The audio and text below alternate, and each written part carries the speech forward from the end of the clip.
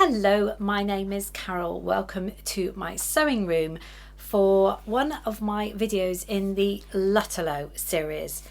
Now, it has been a very long time since I've done a Lutterloh video and also done a Lutterloh pattern.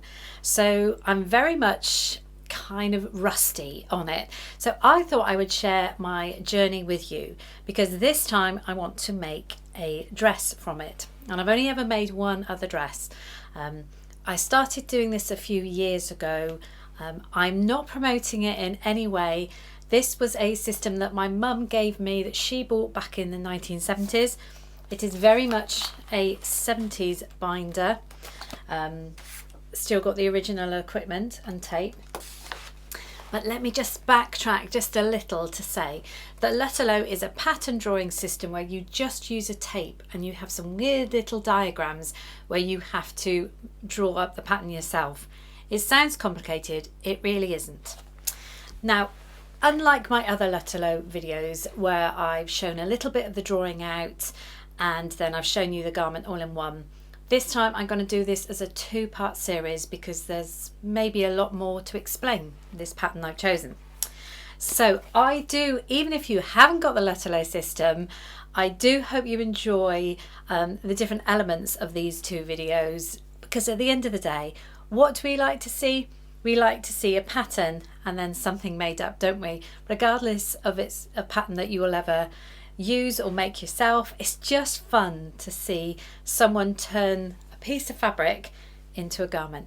So I'm going to, as I said, I'm going to be two parts, and I'll explain now what I'm going to do in the first part. Of course, you may not have come across me on my channel before. I've been sewing all my life, about 50 years, and it's my hobby. I absolutely love it, and I am by no means an expert on anything. I just enjoy my hobby, and I sew about 95% of what I wear. So that's fantastic, isn't it? Now, the pattern I have chosen this time round is from supplement number 322. Now, I showed you my original system I've got. Since then, I have, because of the designs in that, obviously 1970s designs, you can buy these supplements. They produce about 4 a year, I think, and I keep mine in a separate binder. So I haven't got many. I've probably got about 10 sort of more up-to-date supplements. But the one I've chosen today is number 322. This was autumn 2021, and the dress I've chosen to do, yes, is fairly simple. This one here. So you've got a gathered neck into a neck binding. You've got, there is a choice of 2 sleeves, cuffs. I'll come back to that. They're gathered into there. You've just got a belt, very straightforward. There is a keyhole back. So yes, it is a very straightforward dress, but just a couple more elements, things like gathering and facing. And it's how you recognize those on the actual pattern itself. So let's bear in mind with Lutterloh, one of the downfalls of Lutterloh is there are no pattern instructions, no finished garment measurements. All you have is the drawing.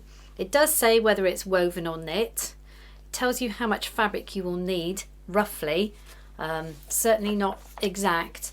Like I say, no instructions. But on the back of the actual picture, they always show you the pieces that you will need to draw out. Now, I will admit that looks scary. You think, how on earth am I going to create pattern from these tiny, teeny drawings? But it is quite magical, and it is it's interesting to do. It's great fun. You don't need to be a maths genius by any stretch of the imagination. All they say is you need 2 measurements to create a garment that will fit you. Now, because of the law of how we're built, they are saying that you just need your bust and your hip measurement, and that's it, you're done, and it should fit you. There's a lot of controversy about that. Some people do FBAs and things like that, but I found for me, I actually use 3 measurements, and that's because I got narrow shoulders, I use the upper bust and hip, and that works for me, and I will certainly be doing it for this version. So you've got these little drawings here. Now, I'm going to go through in much more detail what some of these codes mean. It isn't rocket science, because on the back of every supplement they explain what these codes are, but it can look intimidating. And almost to remind myself and maybe instruct you how to do it, then I'm going to go over them. There is 2 designs in this, so I've got to pick out which one that I actually need. So if I go back, it's always on the back of the drawing as well. They're showing this view and this view, and also there's a view later on, and I will turn to that, number 148, which is a longer dress with some longer cuffs. So I'm going to see how it goes, draw them out and then see what I think I should use, because I do think that could be an awkward length on me. But that's the point. We've got no finished garment measurements. So I hope you enjoy this video. I'm going to show me drawing it out, explaining a bit more the pieces to you and also to myself as well, because it does help. For the best way to learn is to explain something, isn't it? So I really hope you enjoy this. So let's go forward to the looking at the pattern, drawing it out, and see how we get on. So we're working from this brochure, as I said, 322, design 142. This is the pattern pieces on the back that we're going to be referring to, but I don't want to spoil this, so I have photocopied the design, this bit here, but I've upscaled it by, well, did it 200%, but that doesn't matter. That's the magical thing. You can see all these things far clearer. You can make this bigger and it's not going to affect it because of the way you draw it out. Difficult to explain, but trust me, it doesn't matter. So as you can see, I've increased the size up to 200%. Now, obviously it's not going to get all on one page, so I've got a bit on here as well. But let's just have a look at what I've done. I've also enlarged the back as well, which is all the instructions, because that is quite small. So we're going to be referring to these. Rather than just go barging in and drawing it out, I'd like to have a really good look at this first. So first thing you can see, this is 2 designs on this, but the one I want is 142. So I have crossed out the pieces that I don't need, because that's just going to confuse me later on. I have also ringed around the points that will need the certain measurements. So I've coded them pink for the hip measurements, yellow for the upper bust, and then blue for the bust. So halfway down the sleeve I'm going to change my measurements to the normal bust. So and that's the facing there. But what are all these pieces? What are this E and the A? That's when you refer to the back. So the A being the front, obviously. B that I have here is the back, and obviously E, well, that looks very much like a sleeve piece. So you've also got other codes on here. You've got letters here, A, because the A point of that pattern piece will meet the A of the back, and obviously B and B. So that's kind of quite straightforward. You have ES here, so we have a look at ES, and it's the sleeve trimming, or binding as we would call it. And the same here, we've got A plus B S, so we have front plus back trimming. But what I did notice is, of course, it's being cut on the bias because there's a little arrow there on the angle, so we know that's going to be cut on the bias, so we know it's trimming. These pieces, I will show you is how to draw out the sleeve, because of these pieces are going to be very long and it's going to be very hard for me to show you because I don't have the equipment, the over camera equipment to show you, but I can show you the sleeve and you'll get the gist of how you measure, use these magical moments here to draw it out.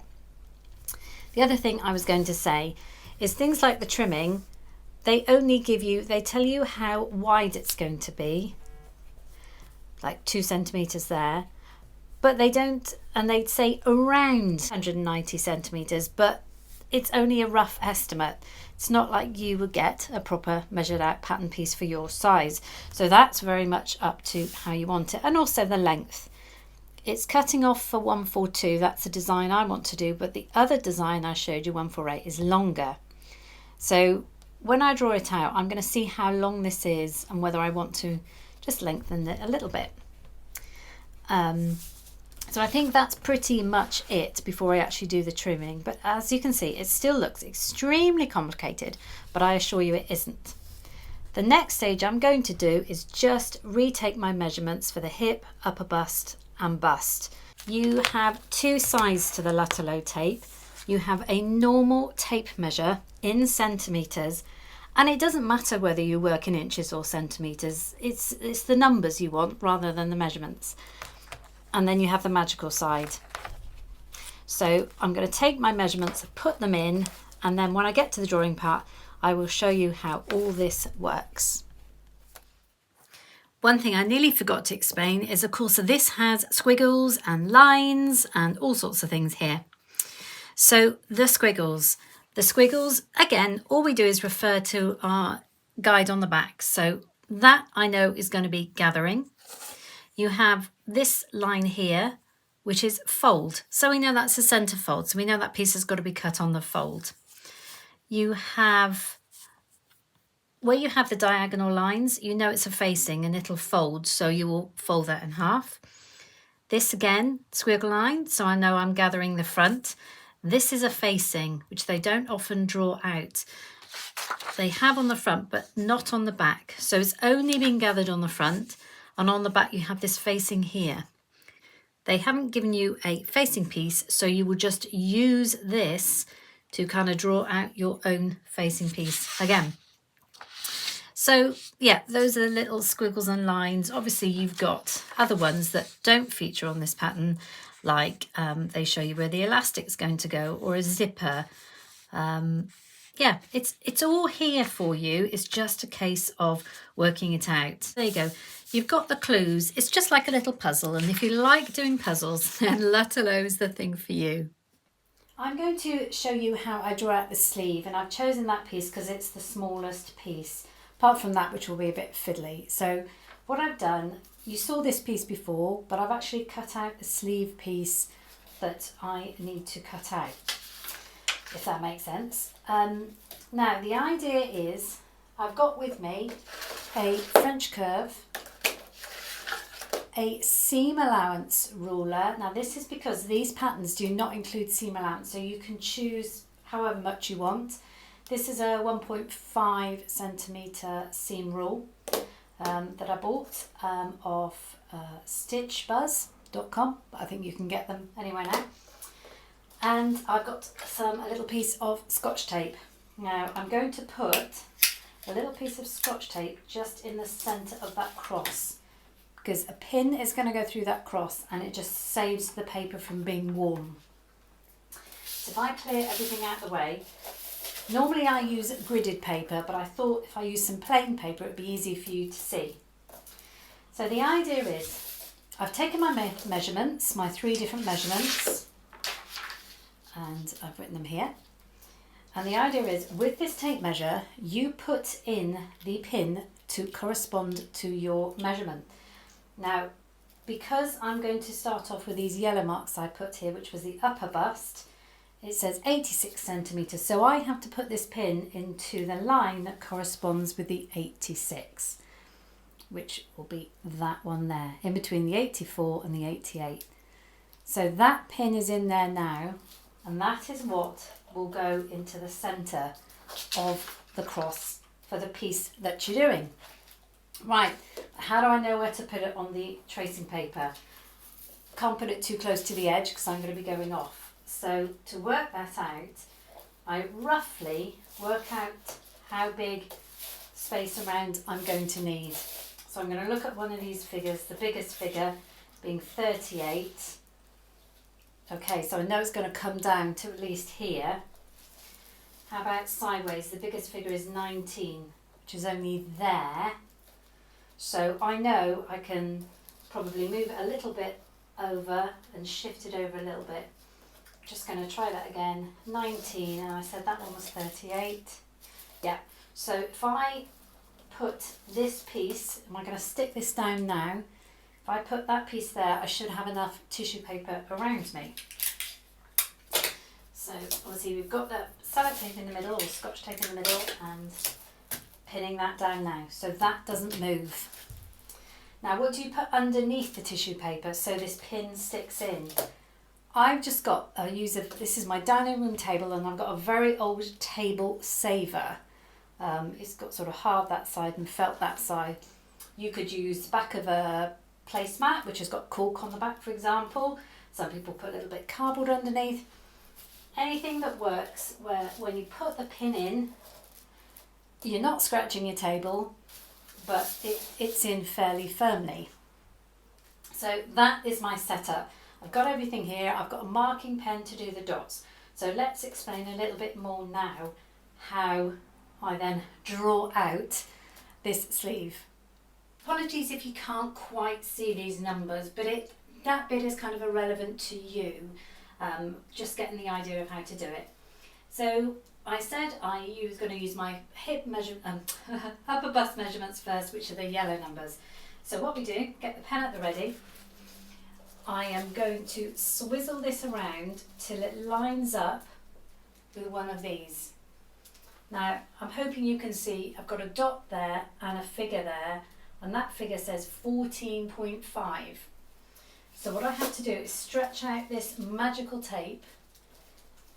I make sure it's firm there, keep a finger there, stretch it out, following the line there with a line of the tape to 14.5 centimetres, and I will put a dot. Okay, so I hope you can see that. And then I will then move, keeping it swizzled, move it to the next line, which says 17. Making sure the tape is straight, follow all the lines and mark it off at 17. Next one I have is 19. So you're kind of getting the idea. So if I just do a few more.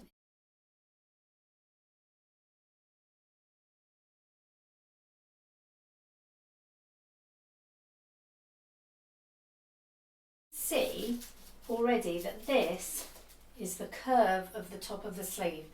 Hoping you can see that. Now that's all my yellow figures, and sometimes I count them to make sure I've got all the right dots. So we've got 1, 2, 3, 4, 5. 1, 2, 3, 4, 5. So now because I'm onto the blue, which was my upper bust measurement, then I'm going to take the pin out and move this to my full bust measurement, which was, I shall just refer to my list, 92. So I pop that now into the hole that corresponds with the 92. There. So you see, you just moved it up a little bit, and I've placed that back in the hole, and now I can get on and do the blue numbers that I haven't done before. So that is all my points. Measure that, and as you can see, it's going to make a sleeve. You probably see a bit clearer when I draw it in. So take the tape off. Obviously we didn't use the hip measurement because it doesn't matter. My sleeve isn't going to affect my hips, is it, if you see what I mean? So just using the top measurements. So now I have to use my French curve and join all the dots up.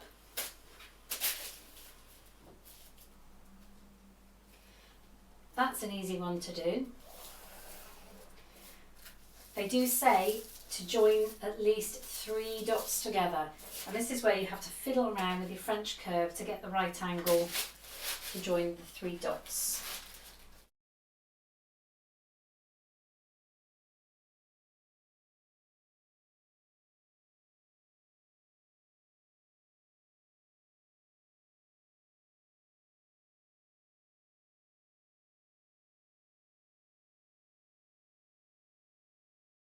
Along the bottom. Now I noticed that it's going to go down a little bit. If I move that up a bit, you can see what I'm looking at. So that kind of goes down and back up. Don't get any inkling of that on the pattern, but I'm just going to kind of straighten it off because that one's slightly different. That looks like a sleeve, doesn't it?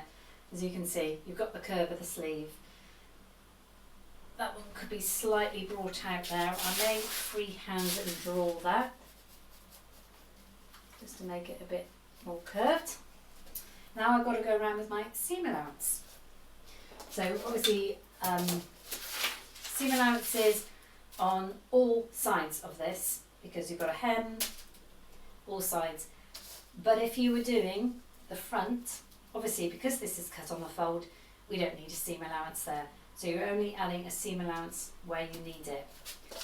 And that's the sort of thing they leave you to yourself to work out. But if I just go around and add the seam allowance now, you can see what we end up with. Now I'm going to write E, sleeve. I know it's a bit obvious, but I'm going to write that. Now what about this line here? Because I've done the length here for the full sleeve, because I'm not sure which view I want to do yet. But I'm going to mark on the view I wanted, the 142. Now that says circa 15 centimetres. So that line there, about 15 centimetres. So I'm going to draw that line across, because what I can always do is just fold it up when I've decided what sleeve length I want. It'll be back there. Making sure I don't go from the seam allowance line. And obviously I've got to remember, if I do use this line, it needs a seam allowance. So I'm going to write need essay, seam allowance, as a reminder to myself. So anything else we've got to line in? So we know we need to gather. So I'm going to copy that line there. I might even write gather. Help me out so I don't forget. That's about it. V there. There's a V there, so I know that's the front. So that's the front of the sleeve, that's the back of the sleeve. I think that's about it. So what I will do now is cut out this pattern, and I have one pattern piece ready. We are back in the sewing room again, and I've got all the pieces cut out. This was the sleeve in the end that you saw. I've got a couple of binding strips. I won't bother to unravel those to show you. Two facing pieces. That one was the one that they produced, and I put the seam allowance around the outside. This was the one that I had to draw from using the back of the pattern. So that's kind of fabricated, making sure that those two seams will match. I have a very long piece for the tie. Now, you saw me use the plain paper there, the Prym paper. I will put just details down below what paper I use, but I also use the Prym gridded paper, and that is really good for when it says it wants sort of 10 centimeters deep by 100 and whatever, because I know these are in 10 centimeter blocks, so I know I can just count it rather than measure it. So, and you've got straight lines. So that is for the tie. I'm not sure if I need it that long yet. And then I've got the front and the back. Obviously two very long pieces. This is the front being A, and the back. Two things I do, I make sure that the shoulders are going to match up, and they are, so that's good. And I also make sure the sides are going to match up. So I'll just gently lay those down there. So all that's left now is for me to cut out the fabric and go ahead and sew it up. So I'm going to leave part one there for now. I do hope you've enjoyed seeing me draw it out. As I said, even if you haven't got any Lutterloh system, it's just always fun to watch something different, isn't it? This is the fabric I will be using. I've had for a long time. It was a 3-meter remnant. It's a viscose twill, and it's by a local designer to me, Rooted Fabrics, but I got it in a remnant sale.